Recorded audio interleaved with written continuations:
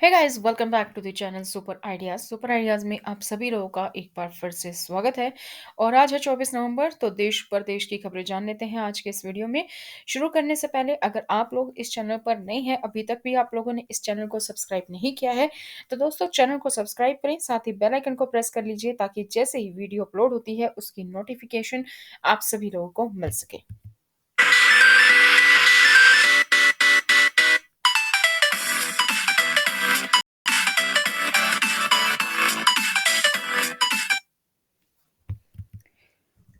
बाढ़ प्रभावित कर्नाटक के लिए पीएम मोदी ने किया मदद का आश्वासन, मुख्यमंत्री ने किया उपायों का वादा।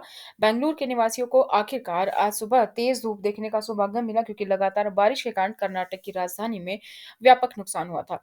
रविवार की रात भारी बारिश से येलहंका में एक अपार्टमेंट परिसर, एक टेक पार्क और बेंगलुरु में एक शोध केंद्र को छोड़ दिया, साथ ही कई अन्य स्थानों पर पानी भर गया।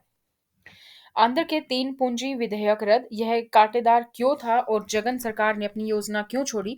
आंध्र प्रदेश सरकार के विवादास्पद एपी विकेंद्रीकरण और सभी क्षेत्रों के समावेशी विकास अधिनियम 2020 को निरस्त करने के कदम ने और भी सवाल खड़े कर दिए हैं कि राज्य को पहली जगह में तीन राजधानियों की आवश्यकता क्यों है। मुख्यमंत्री वाईएस जगन मोहन रेड्डी ने सोमवार को आश्चर्यजनक घोषणा की, यहां तक कि आंध्र प्रदेश विधानसभा ने तीन राजधानियों को स्थापित करने के उद्देश्य से अधिनियम को निरस्त करने के लिए एक विधेयक पारित किया। सुप्रीम कोर्ट ने भूमि उपयोग में प्रस्तावित बदलाव को चुनौती देने वाली याचिका खारिज की। सुप्रीम कोर्ट ने मंगलवार को महत्वाकांक्षी सेंट्रल विस्टा पुनर्विकास योजना के हिस्से के रूप में उपराष्ट्रपति जैसे उच्च गणमान्य व्यक्तियों के नए आधिकारिक आवासों के लिए बस टर्मिनल और पड़ोस पार्क से भूमि उपयोग में प्रस्तावित परिवर्तन को चुनौती देने वाली याचिका को खारिज कर दिया। न्यायमूर्ति ए एम खानविलकर ने कहा कि परिवर्तन पूरे क्षेत्र के समग्र विकास के एक हिस्से के रूप में अनुशंसित एक नीतिगत निर्णय था। नीट पीजी काउंसलिंग को लेकर एक्यूआई में ईडब्ल्यूएस ओबीसी कोटा पर सुप्रीम कोर्ट की सुनवाई फिर से टल गई है। 25 नवंबर को संभावित है। तो नीट पीजी काउंसलिंग 2021 तभी शुरू होगी जब सुप्रीम कोर्ट ने केंद्र और एमसीसी को मंजूरी दे दी। सर्वोच्च न्यायालय अब 25 नवंबर 2021 को एआईक्यू में ईडब्ल्यूएस ओबीसी कोटा से संबंधित मामले की सुनवाई करेंगे। इस मामले पर कल सुनवाई होनी थी, लेकिन सुबह से लंबित है। पीएम किसान में दिसंबर मार्च में 22,000 करोड़ रुपए की जारी करेगा केंद्र।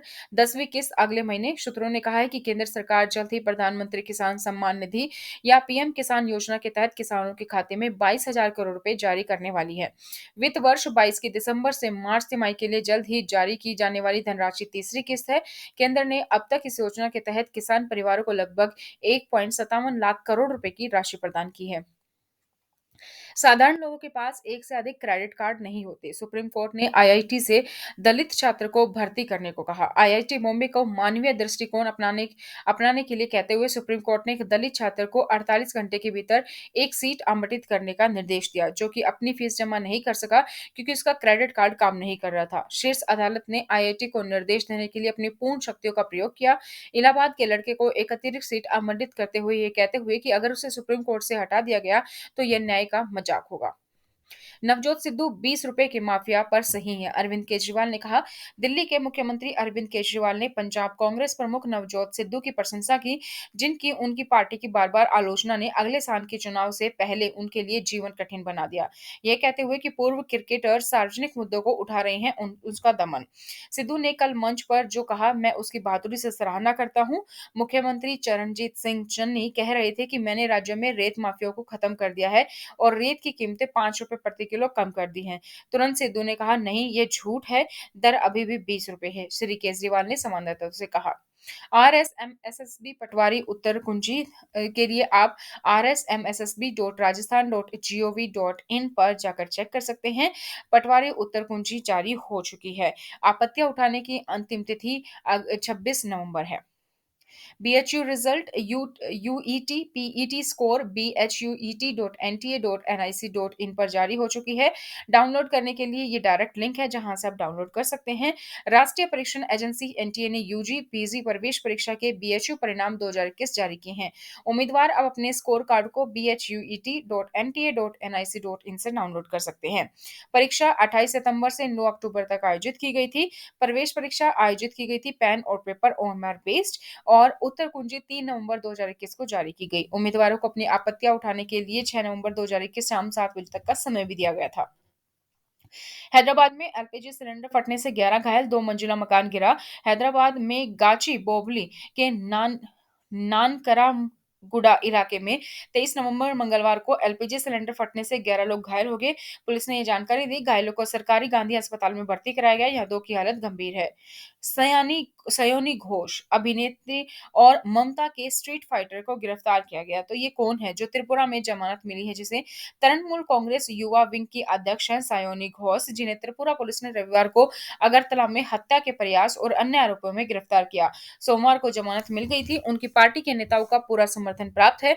पश्चिम बंगाल की मुख्यमंत्री और पार्टी प्रमुख ममता बनर्जी, जिन्होंने सोमवार को नई दिल्ली की यात्रा की, ने कहा वह घोष की गिरफ्तारी का विरोध करेगी और इस मामले को प्रधानमंत्री नरेंद्र मोदी के सामने उठाएगी।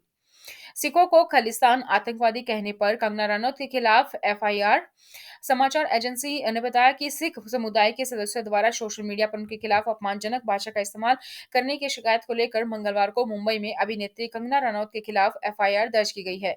एफआईआर दिल्ली सिख गुरुद्वारा प्रबंधन कमेटी और शिरोमणि अकाली दल के नेताओं के साथ मुंबई के 47 वर्षीय व्यवसायी अमरजीत सिंह संधू द्वारा दर्ज की गई है।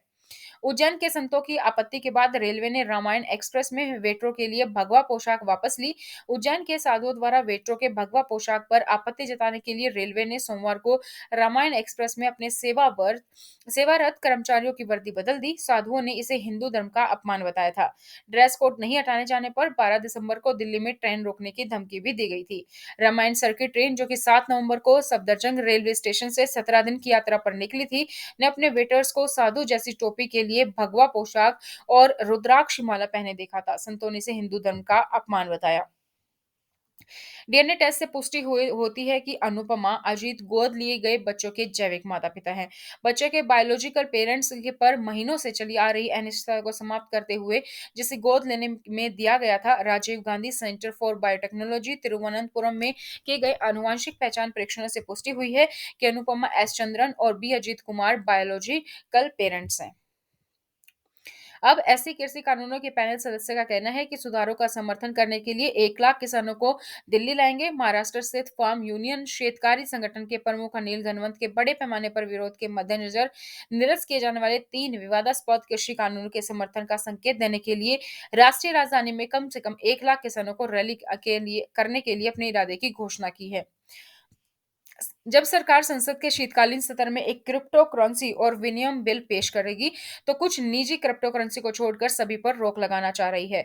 संसद के शीतकालीन सत्र में 3 अध्यादेशों पर सहित 26 नए विधेयकों को पेश करने के लिए सूचीबद्ध किया गया है।